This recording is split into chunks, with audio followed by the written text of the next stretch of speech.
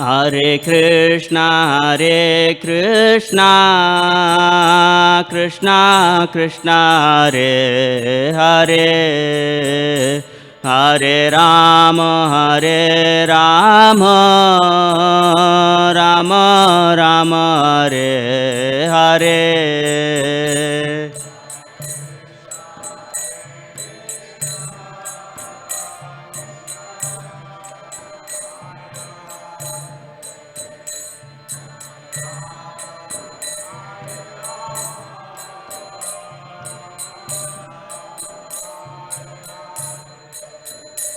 Hare Krishna, Krishna Krishna, Hare Hare, Hare Rama,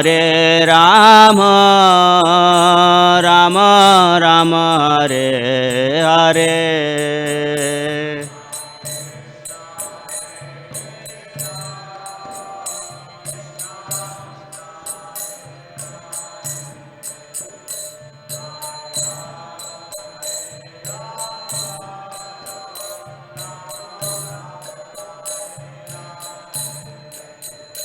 Jaya Radha Madhava, Jaya Kunja Bihari.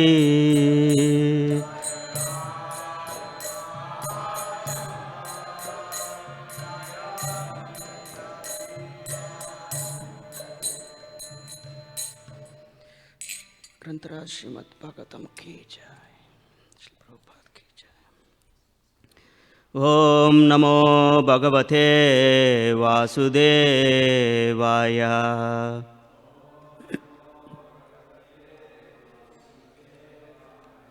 ओम नमो भगवते वासुदेवाय।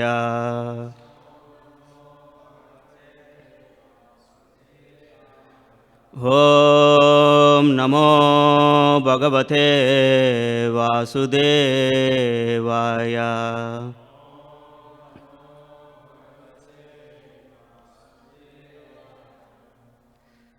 Reading from 8th canto, 15th chapter, text 32 through 36.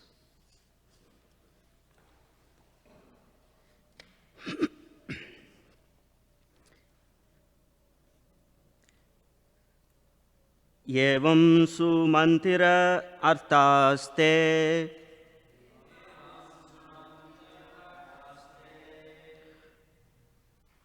गुरुना अर्थ अनुदर्शिना इत्वा त्रिविस्तापं जाग्मुर् गिर्वाणः कामरूपिणः। एवं सुमन्तिर अर्थाते गुरुना अर्थ अनुदर्शिना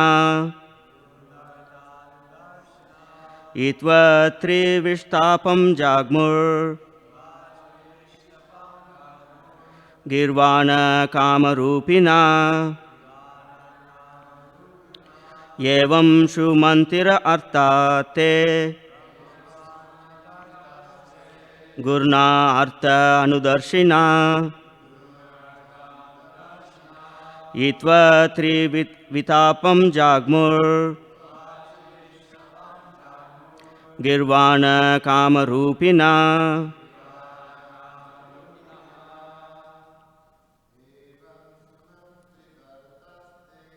एवं सुमन्तिरर्थास्ते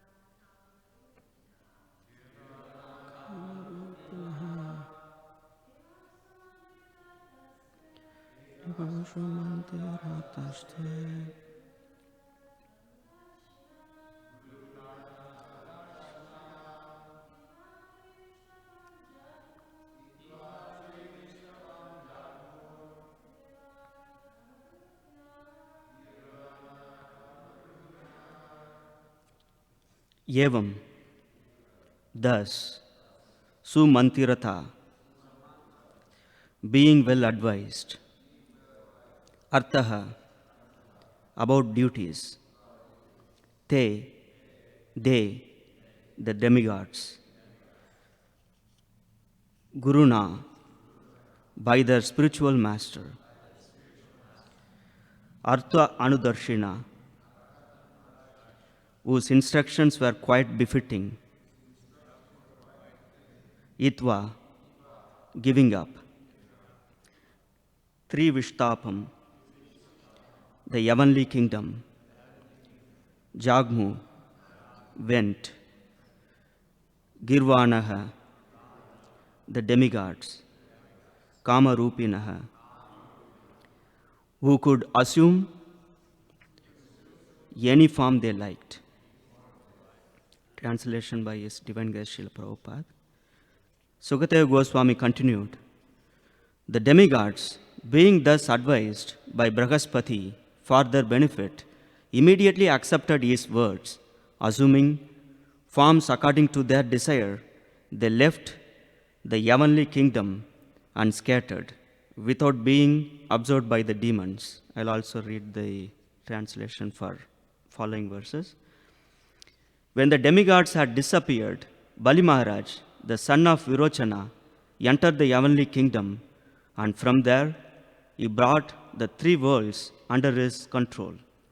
The Brahmana descendants of Bhrigu, being very pleased with their disciple, who had conquered the entire universe, now engaged him in performing 100 Ashwamedha sacrifices. When Bali Maharaj performed these sacrifices, he gained a great reputation in all directions throughout the three worlds. Thus, he shone in his position like the brilliant moon in the sky. Because of the favor of the Brahmanas, the great soul Bali Maharaj, thinking himself very satisfied, became very opulent and prosperous and began to enjoy the kingdom. Purport by Srila Prabhupada. The word Kamarupinaha indicates that the demigods, the inhabitants of the heavenly planets, can assume any form they desire. Thus, it was not at all difficult for them to remain incognito before the eyes of the demons. We have seen in the dispute between Maharaj Prithu and Indra that when Maharaj Prithu wanted to perform 100 Ashwamedha Yagyas, Indra wanted to impede him. For it is because of such great sacrifices that Indra was made king of Yavan. Here, the Brahmana descendants of Bhrigu decided that although Maharaj Bali was situated on the throne of Indra, he would not be able to stay there unless he performed such sacrifices. Therefore, they advised Maharaj Bali to perform at least as many Ashwamedha Yagyas as Indra. The word Ayajana indicates that all the Brahmanas induced Bali Maharaj to perform such sacrifices. The Brahmanas are called Dvijadeva and Kshatriyas are generally called Naradeva. The word Deva actually refers to the Supreme Personality of Godhead. The Brahmanas guide human society in becoming happy by satisfying Lord Vishnu, and according to their advice, the Kshatriyas, who are called Naradeva, keep law and order so that other people, namely Vaishyas and Sudras, may properly follow regulative principles. In this way, people are gradually elevated to Krishna consciousness. Thus end the Bhaktivedanta purports of the 8th canto, 15th chapter of Srimad Bhagavatam, entitled Bali Maharaj Conquers the Heavenly Planets. Om Ajnanatimirandasya Jnananjanashalakaya Chakshurunmilitam Yena Tasmai Shri Gurave Namaha Shri Chaitanya Manobishtam Stapitam Yena Bhutale Swayam Rupa Katamayam Tatatishva Patantikam Ye Krishna Karuna Shindo Dinabando Jagatpate Gopesha Gopika Kanta Shri Radha Kanta Namostute Tapta Kanchana Gaurangi Shri Radhe Vrindavaneshwari Vrishabhanushute Devi Pranamami Hari Priye Vancha Kalpatarupasya Krupa Sindupya Vacha Patitanam Pavanepyo Vaishnavepyo Namo Namaha Jaya Shri Krishna Chaitanya Prabhu Nityananda Shri Advaita Gadadara Shivashadi Gaura Bhakta Vrinda Hare Krishna Krishna Krishna Hare Hare Hare Rama Rama Rama Hare Hare Mukam Karoti Vachalam Pangun Langayate Girim Yatkrupa Tamaham Mande Shri Guru Dinataranam.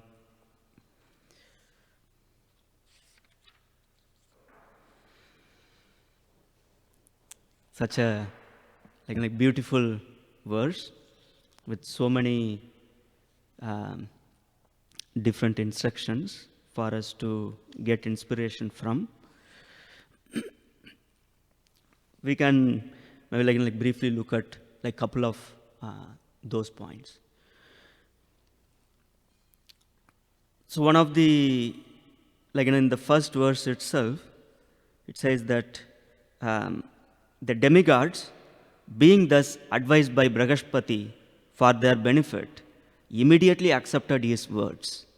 Here we can see that the demigods, the main thing which is differentiating the devotees and demons is the devotees, they accept instructions of the spiritual master. Here it says, immediately they accepted his words.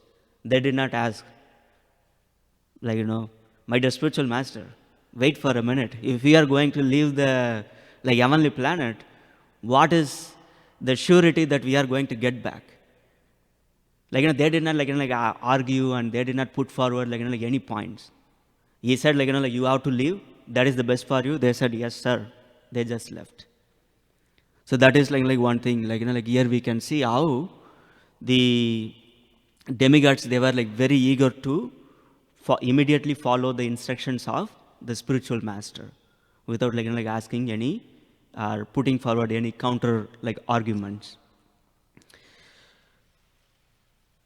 And another inherent point there itself is that because they immediately accepted his words, that indicates that the demigods, they had inherent faith in the words of their spiritual master. So they don't need to ask him what happens, will your instruction hold true if something else happens, or if something else is going to happen. They did not have to put forward so many of these kind of counter arguments, because they had inherent faith in the spiritual master. So that is, and another thing which we can see, there are two more points. Another point is in the text 34, where though Bali Maharaj was seated on the throne of Indra, though his position is safe, because the saintly personalities the Brahmanas, they were asking him to perform 100 Ashwamedha Yagyas. So he agreed, and then he performed those Yagyas.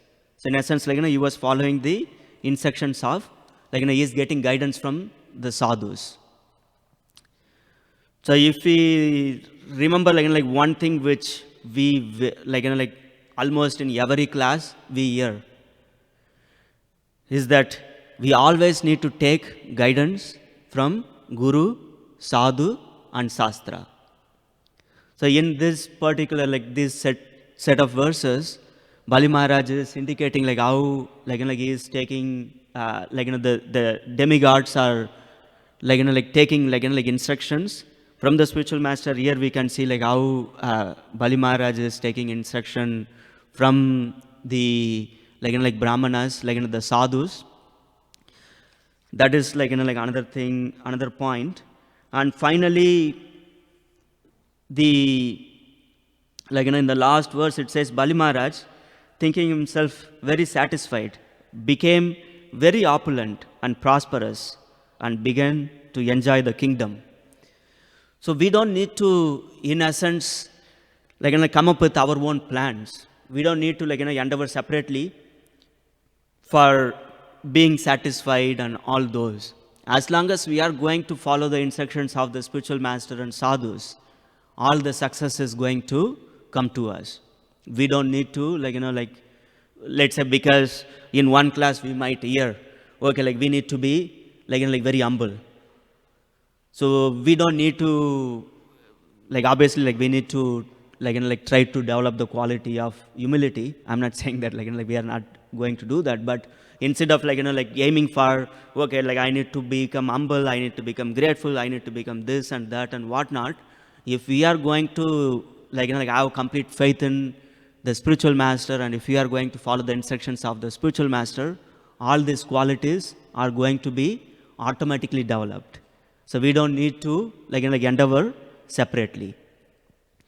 So those are, some of the, points, which we can, appreciate from these sets of, verses. Let's go through, each one of them, maybe, a little bit in more detail. But I'll try to make it, as short as possible, because every time I'm giving class, we are going until 9 o'clock, and I know that you have, other things to do. So I will try to finish, as quickly as possible. The underlying theme here in these verses is seeking the higher guidance of the spiritual master and the sadhus. That is the main thing which differentiates a devotee and a demon. So if we want to, if we want to know, how well we are progressing in our own devotional service, we can ask, this simple question. How eager we are to follow the instructions of Guru, Sadhu and Shastra. So that is going to give us an indication of how well we are advancing. Because if you look at the demons they act whimsically. If they want to do something, they do it. They don't think too much about the consequences and all those. So they act whimsically. So that is a demoniac quality. Acting whimsically is a demoniac quality. So as devotees, obviously, we don't want to act whimsically. That's why, so the remedy is to get higher guidance. So if we get higher guidance, and if we are going to act based on the instructions of the spiritual master, then we will not be acting whimsically. So this is one point. And another one is having the faith in the spiritual master's instructions themselves. At a particular point in time, we might not really understand what the spiritual master is asking us to do. And we might say that, oh, maybe my spiritual master did not understand my situation, so he gave me this particular instruction. If he knew that all other things, he might have changed the instruction. Like that, often we will, mind, as we discussed in, last Friday, mind is like a monkey. It is going to keep on jumping here and there. It will try to interpolate and extrapolate things. If the spiritual master will be giving a wonderful instruction for us to progress in the spiritual life, but we will have doubts. So it is very, very important to have faith in the instructions of the spiritual master, even if we don't understand that clearly. Because as we can see from this set of verses, because Bali Maharaj, he had faith in sadhus, he became very prosperous. He was very successful. So similarly, if we are going to have faith in the spiritual masters' instructions, we will be very successful. One of the verse which we recited, right before we started the discussion is, Mukam karoti vachalam pangun langayate girim yatkrupa tamagam vande shigurum dinataranam. So it says that by the mercy of the spiritual master, even a lame person can cross over mountains. Even a person who is really not at all intelligent, he can become an eloquent speaker. So in essence, if we have the blessings of the spiritual master, everything is going to be automatically taken care of. So that's why it is important to have that level of faith, though we might not really at a stage where we can fully realize that, but at least we have to have that theoretical faith that if we are going to follow the spiritual master's instructions, we are going to be endowed with all the success. And whatever instructions we received from the spiritual master is the best instruction for us at that particular point in time. So we don't need to over-analyze things. That maybe my spiritual master did not have all the information he needs. He did not understand my personal situation. That's why he gave this particular instruction. Or maybe the temple president or some other devotee went and told him this and that and that. That's why he gave me a different kind of instruction. If I might have went and talked to him, he might have changed the instruction. Like that, we don't need to think. Whatever instruction the spiritual master gives, it is going to have, if we are going to follow that particular instruction, we are going to be successful. And another point in connection with this is, I don't know which Upanishad it is. One of the verses from, it is Svetasvatara Upanishad. It says Yasha Deve Parabhaktir Yatha Deve Tata Guru Tashaite Kateta He Artaha Prakashante Mahatmanaha. Only unto those great souls who have implicit faith in both the Lord and the spiritual master are all the imports of Vedic knowledge automatically revealed. So even in Upanishad, in this Svetasvatara Upanishad 6.23, it is mentioned that how it is important to have the faith in the Supreme Personality of Godhead and also the spiritual master. Because once we have that implicit faith, all the essence of all these Vedic scriptures are going to be revealed to us. That's why the scriptures are called as revealed scriptures. It is not because we have Srimad Bhagavatam here printed and we can read and read everything, because Srila Prabhupada nicely translated it. We can read, but we will not be able to realize. And depending upon the mood with which we are approaching the scriptures are going to reveal themselves. Scriptures are not something static, because Prabhupada wrote this so many years back, but it is not that every time we read the same verse, we are going to get the same understanding. So depending upon our mood, we might be getting different kinds of understanding, because the scriptures are dynamic. They are going to reciprocate with the mood with which we are going to approach the scriptures. If we are going to approach the scripture in a humble mood, trying to like humble mood, like with the aim that I want to go closer to Krishna. I want to strengthen my relationship with Guru and Krishna. If we approach the scriptures with that particular mood, then even in a verse which seemingly doesn't have like any points, like when we read without like if we are going to read more like theoretically, it will seem like, oh, like this verse doesn't have any points, so let me skip to the next verse. But if we approach it in a different mood, then the scriptures are going to reveal themselves. Now we can understand like many more things which we can actually apply in our own life. And many times we will exactly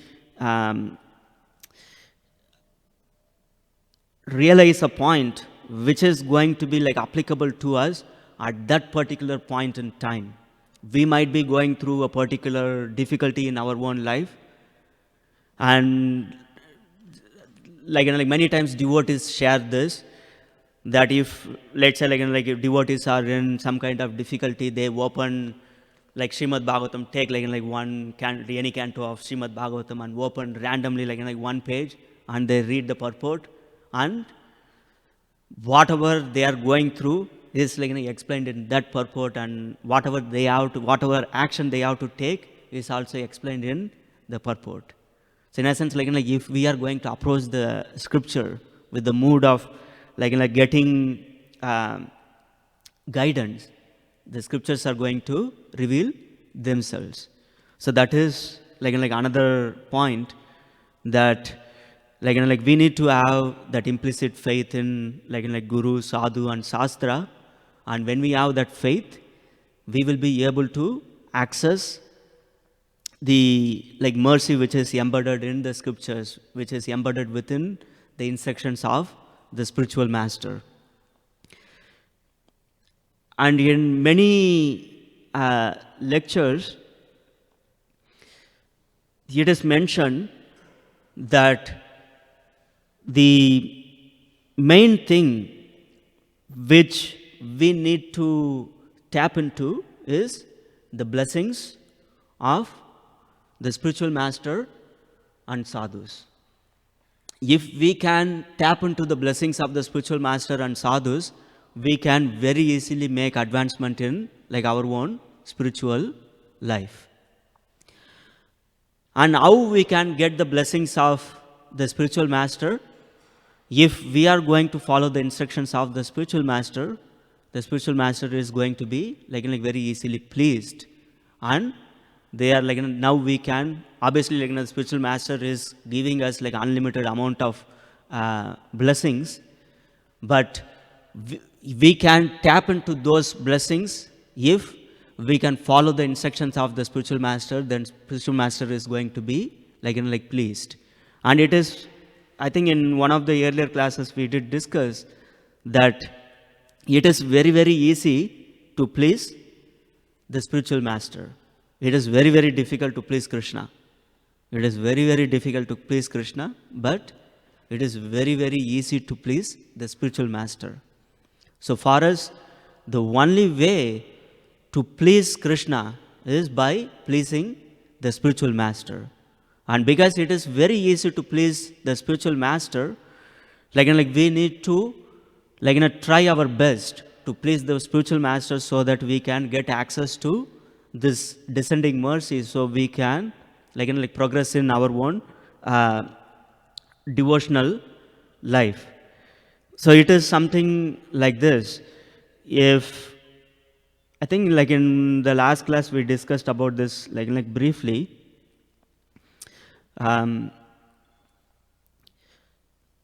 What is pleasing to the spiritual master is not that it is not the spiritual master is pleased only if we reach a particular stage in the devotional ladder, let's say we have to reach the stage of bhava or something like that, then only the spiritual master is pleased. It is not like that, because different devotees are at different levels. All of us are progressing towards becoming like, becoming a pure devotee, like one day. But all of us are at, like, different levels. So what is pleasing to the spiritual master is not that, like, like one reached the stage of bhava or like prema or like, something else. What pleases is based on our own ability, whatever, like, kind of ability we have at a given point in time, whether we are using those abilities in strengthening our own relationship with Guru and Krishna. If we are going to do that, then the spiritual master is pleased. So, with that particular like definition, we can see that, like, it is like very easy to like please spiritual master. If our capacity is to, like, chant only 16 rounds, the spiritual master will be pleased. If we chant 16 good rounds, the spiritual master is not going to expect that, okay, you have to chant 64 rounds every day, then only I am going to be pleased with you. If the spiritual masters are going to give that kind of instruction, then we are in, like, big trouble. So, like, it is very, very easy for us to please the spiritual master. And once we please the spiritual master, we can, like, like easily make progress in the spiritual life. So let's, like, like meditate on this particular point, like, like how easy it is to please the spiritual master. It is more like a parent, like, like a small child might not have any, like, good ability to draw a very nice, like painting, but a child might say, like, tell their parents, okay, I want to draw, like, like my dear father and mother, I, like, sit here, I want to draw you. And they are, like, sitting there for half an hour, and the child is doing something, and, like, it looks more like a demon, like, demon and demon. It's like, but still the parents are not going to say that, what is this? This is, like, really bad. You don't have any ability of, like, drawing. So the parents are going to be very pleased. They'll say, wow, this is the most beautiful painting. Like, it is so nice. So the parents are, like, going to be, like, very easily pleased, because they know they understand what is the capacity of the child. The child is not going to, like, draw like a very renowned, like, artist. Child has its own capacity, so the parents are, like, pleased with whatever the children, like, drew. Obviously, like, if someone who went through so many, like, a lot of training in, like, like becoming an artist, if that person is going to draw like a child, then obviously the teacher is not going to be pleased. So let's try to, like, act in such a way that we try to utilize all the like strengths and capacity we have in, like pleasing the spiritual master, in strengthening, like, our own relationship with Guru and Krishna. Then we can very easily please the spiritual master. As we discussed, I don't know, like, how many times we discussed, so many times. As we discussed, once we please the spiritual master, the success in devotional service is going to be guaranteed.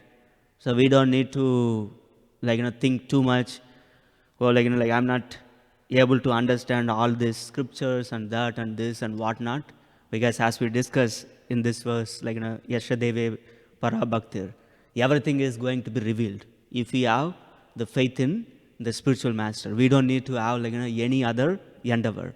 As long as we are striving our best to please the spiritual master, Krishna is automatically pleased. If Krishna is pleased, then there is no question of, like, us not making progress or not being successful.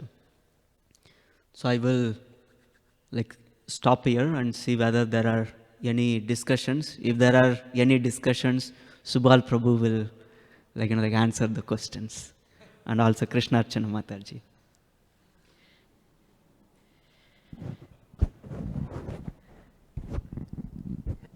Hare Krishna, Prabhu. Hare Thank you for Krishna, your Prabhu. class. You mentioned a lot of nice points. So my question is about, you were speaking your whole class about faith in the spiritual master. Now, in our everyday life, we're not dealing with our Diksha Guru, the initiated spiritual master. We're dealing with Shiksha Gurus. And so one point, Prabhupada mentions in Adi Leela, chapter 1, verse 35, he mentions that, of course, there's only one initiating spiritual master, Diksha Guru. But there, he mentions also that there is no limit to the number of Shiksha Gurus one can have. Of course, that's a very broad term because Shiksha Guru can also mean from a spider, just like in the Bhagavatam, it's described that Krishna is like a spider, and his energy is like a web entangling us in material energy. So, but as far as we're dealing with different devotees, Shiksha Gurus, on a daily basis, sometimes there may be a dilemma that devotees may have, that sometimes this Diksha Guru is instructing me in one way, another was instructing me in another way.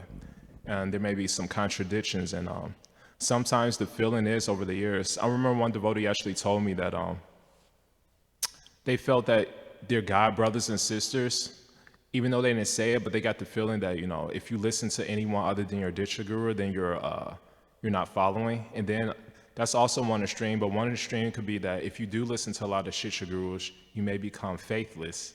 That's also one extreme. So that's kind of one aspect of my question, but another aspect is that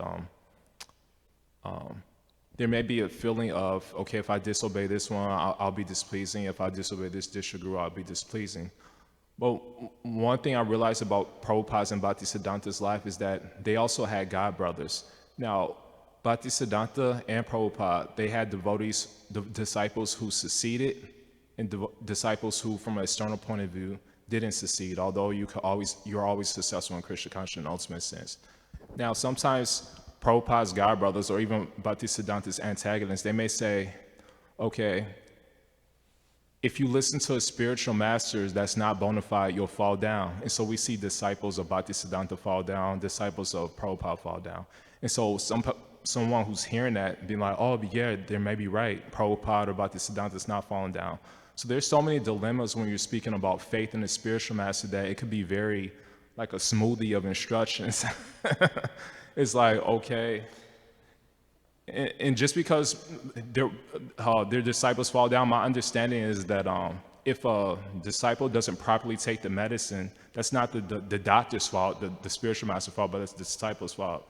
So there's so many aspects of, you know, following the spiritual master. I know it's a smoothie of questions, but maybe you could assimilate some of them a little bit for our clarification of how not to create this confusion within our, you know, consciousness, how to create that faith in the spiritual master, and not just maybe our Diksha, but Yes, sorry Prabhu. about that, but go ahead. Yes, Prabhu. Thank you. Anyways, one thing I understood from your question is that you like smoothies because you are keep on referring to smoothies. Anyways,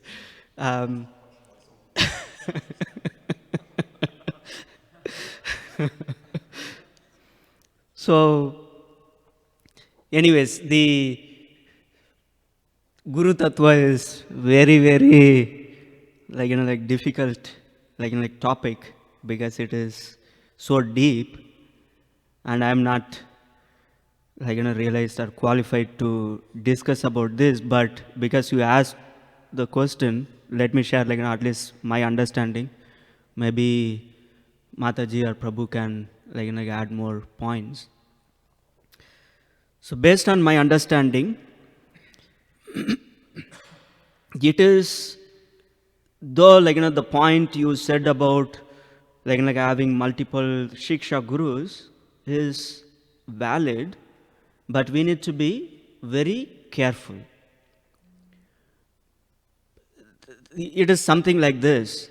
We hear from the scriptures that even in a field of stool, if you find gold, we take it.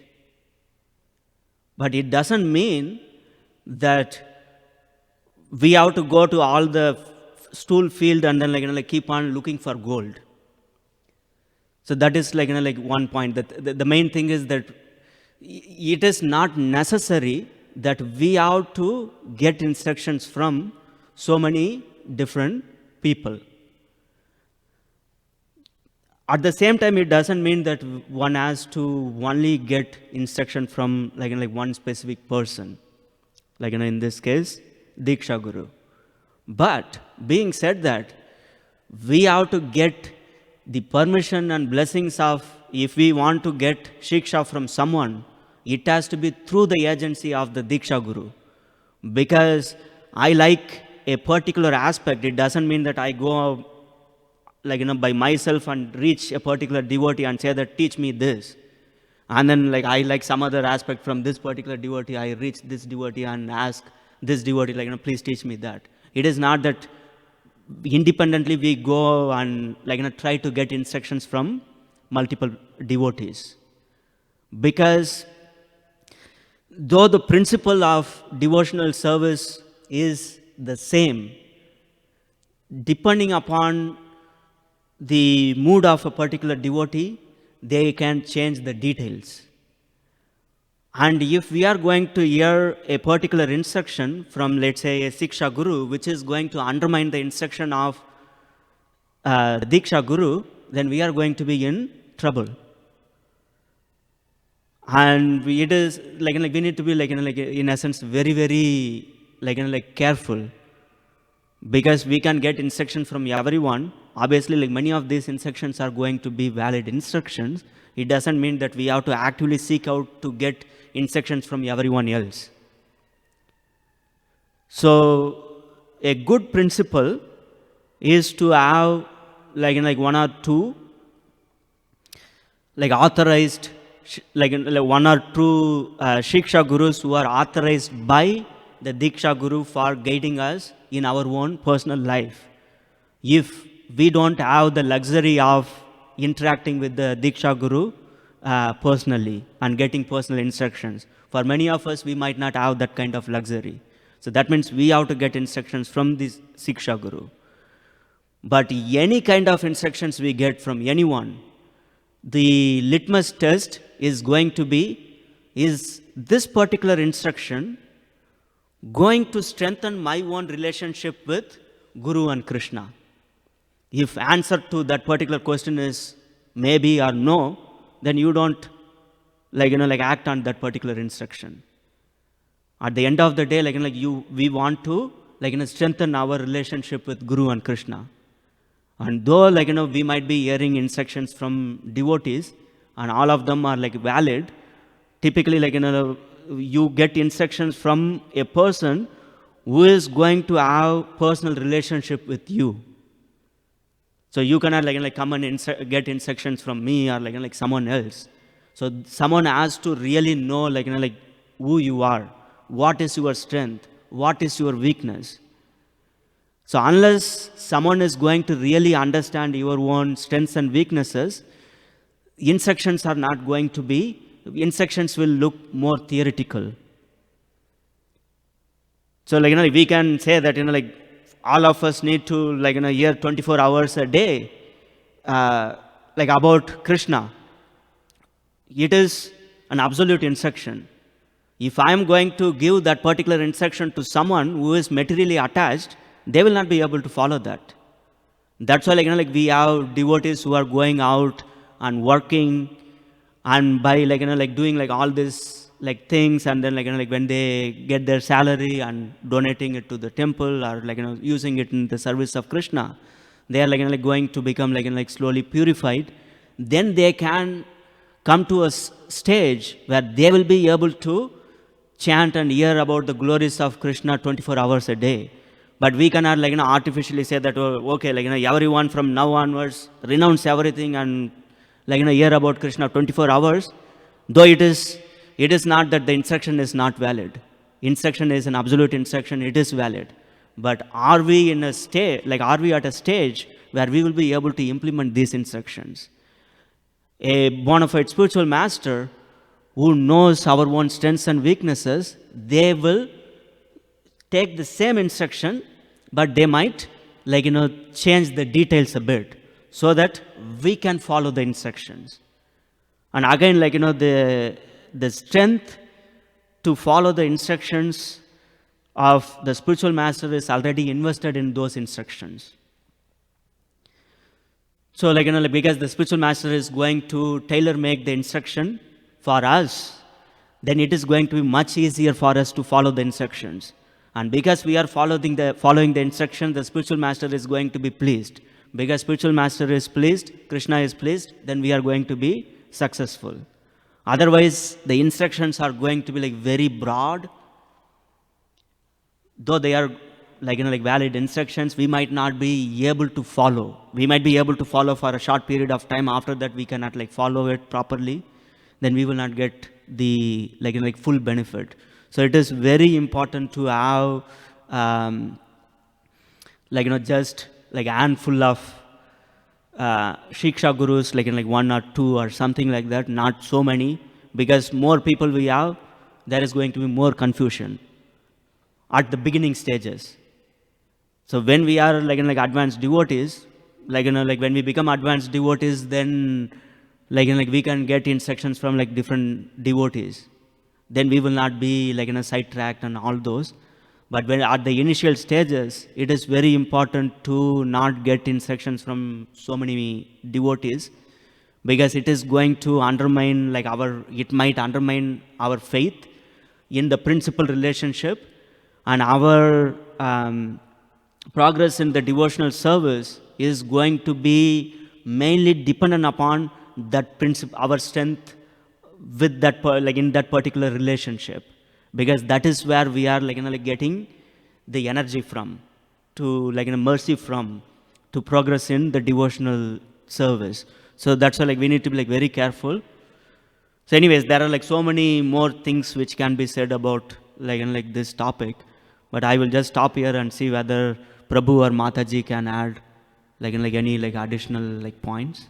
Thank you. Yes. One joking comment that I have, I appreciate that answer, but there's one Diksha guru, Vaishnava guru, we definitely shouldn't listen to. It's Maya. She's initiated us since time immemorial, and Prabhupada and all of them said, definitely don't listen to that Diksha guru. Yeah. Thank you, Prabhu.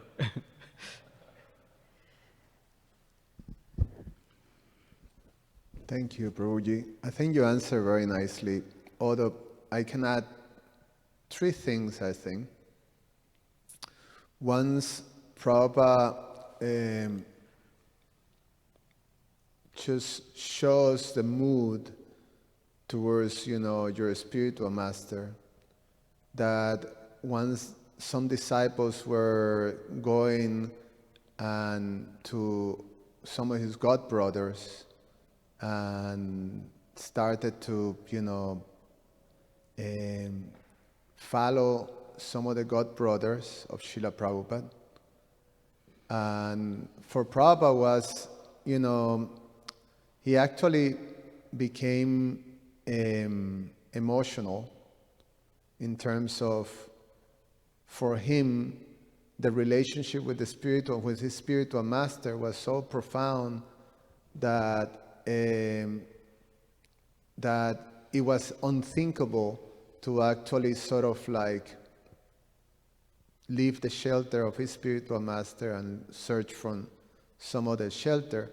So he would say with, an emotional way, that my Guru Maharaj is not ordinary Guru, is not an ordinary person. He picked me up, and basically by his Guru Maharaj, he was going back home, back to Godhead. So he's not an ordinary person. Mm-hmm. So the relationship we have with our Diksha Guru is not ordinary. Mm-hmm. Our Guru Maharaj has vowed to take us back home, back to Godhead. Just as we make vows to chant 16 rounds and to follow the 4 regulated principles, the Guru Maharaj makes a vow to take us back home, back to Godhead. And that's such a, beyond our, understanding of, sort of commitment that such a personality does. And there I am taking it a little cheaper, or not being able to understand that type of commitment and sort of jumping here and jumping there. That's one thing.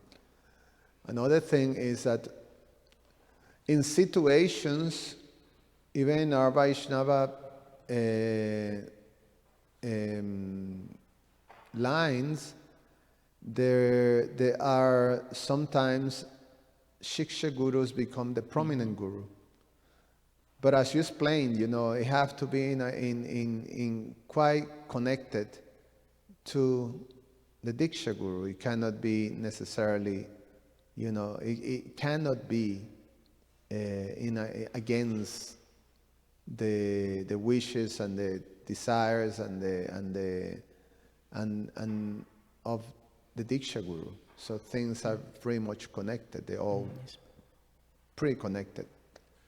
And the third point is that sometimes in our quest for trying to rationalize our own material desires, we are looking for someone who will say, more or less, facilitate those things in the name of devotional service. So I may have this idea of, I want to serve Krishna this way, and I know my spiritual master will not necessarily condone that. Rather, he will give us some other instructions that not necessarily facilitates that. And then I start to look for whoever will say, oh yes, you can do this way and this way. So I'm jumping here and there, taking instructions from this and this and that. This devotee, that devotee, this devotee, and simply is just to rationalize, give validation to whatever whimsical idea I have of devotional service. So those three things. Thank you so much, Prabhu. Yeah, this particular topic is very deep. We can discuss for many hours. But even whatever I said and whatever Subal Prabhu added, these are the major points. But there are more things, yeah.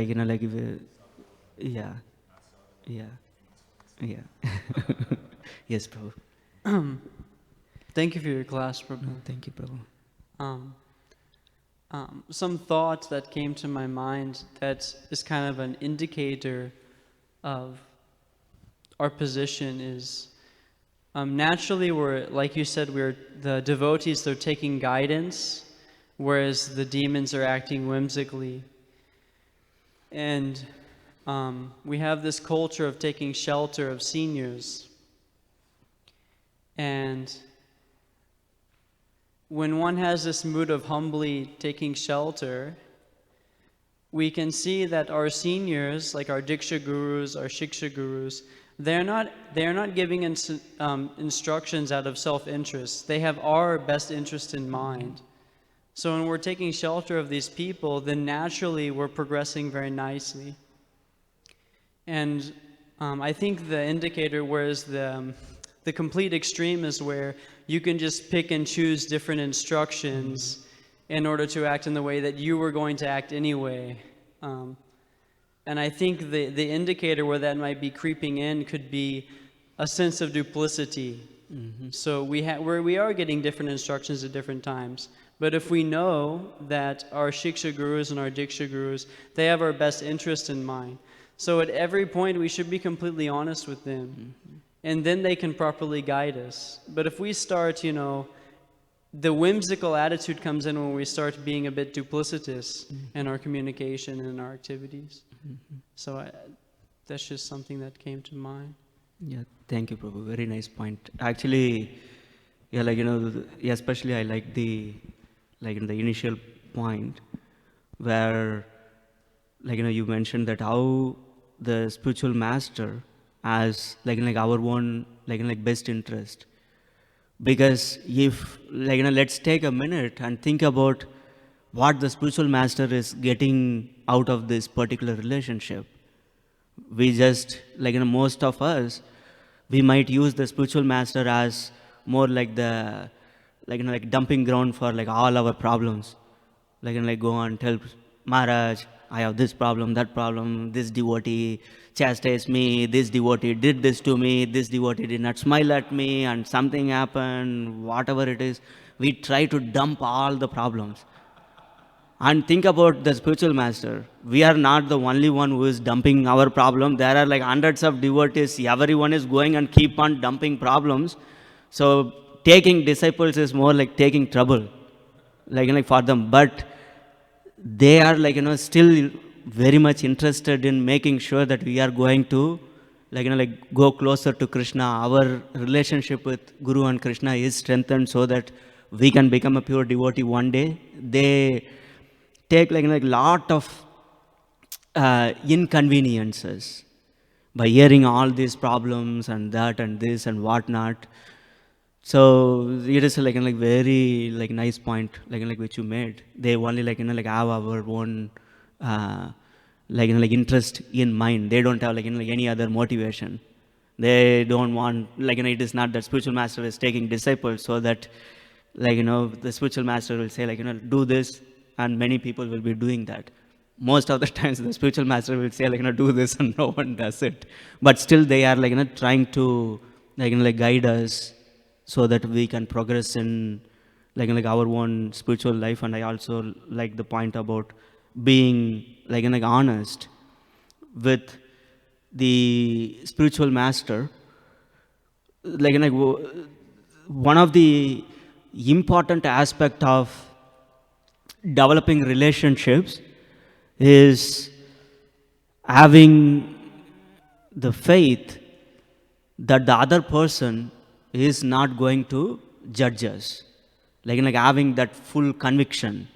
If I am going to tell my spiritual master, or it can be like Diksha Guru or Shiksha Guru, whoever it is who is guiding us, if I am going to tell A, B and C, they are not going to, their impression of myself is not going to change. We need to have that conviction. Unless that kind of faith is there, we will not be able to open up our heart. So we will hide certain things, and we will be maybe easily disclose certain things, because from we might want the spiritual master to think highly of us. We might not be disclosing some of the difficulties we might have. And who is going to be the one who is going to lose? Us. Because if we are not going to disclose the difficulties we are going through, then the spiritual master cannot give us instructions. And another thing which we need to understand is that, let's say the spiritual master is giving instruction A, and another devotee giving instruction A. Though in verbatim, these two instructions are the same. Everything is the same. But they are totally different. Because when we follow the spiritual master's instructions, we can access the mercy of the spiritual master. We can access the mercy of the Guru Parampara. When spiritual master is pleased, we can easily advance in devotional service. There are so many different things which are there, which is not there in other instructions. It is not that one. So that is one thing we need to understand. It is important for us to get the instructions from the spiritual master, because it is not just the instructions we are receiving. We are also receiving the blessings to execute the instructions. So now the instructions are going to be much easier for us to act upon. It is not going to be theoretical anymore. So that is another point which relates to the point you made. So anything else? Yes, Prabhu. This is just in harmony, concordant with everyone's comment, yours, Subal's, and Jani Tagore's. And I agree that, and it goes to my joke back then, that basically we shouldn't, if we are honest with ourselves, definitely we shouldn't jump around to many Shiksha Gurus. Yes. And who's our many Shiksha Gurus? Pride, that's one Shiksha Guru. Envy, that's one Shiksha Guru. Lust, so many Shiksha Gurus we have. And so what does the Diksha Guru tell us? Any Diksha Guru, Mama Nabhava Ma Bhato Ma Yashi Mama Namaskuru, always think of Krishna. But when we're thinking of these things, we're not thinking of Krishna. So that's the main instruction that I like to take. I kind of like to see the scriptures from different clever perspectives. So that's my offering I have to say about that. Yeah, so thank you, Prabhu. Actually, that is an important point. Typically, the reason why we try to jump around is that we don't, one point is lack of faith, and another point is, as Subal Prabhu mentioned, we have, our own, motivation. Let's say if I like to eat lot of gulab jamuns, and I want to find some devotee who is going to tell me, Prabhu, it is prasadam, eating, eat as many gulab jamuns as you want. Then, we try to find someone, is Mataji going to tell that instruction? No. Probably she will say, eat less. So I'm not going to get instructions from her. Is Prabhu going to say, maybe, this devotee is going to tell, eat as many gulab jamuns as you want. Then, we go to that particular devotee. Prabhu, I am just pointing to you, but I'm just joking. Yeah. So, we try to choose people not because of the desire to execute certain instructions to strengthen our own relationship with Guru and Krishna.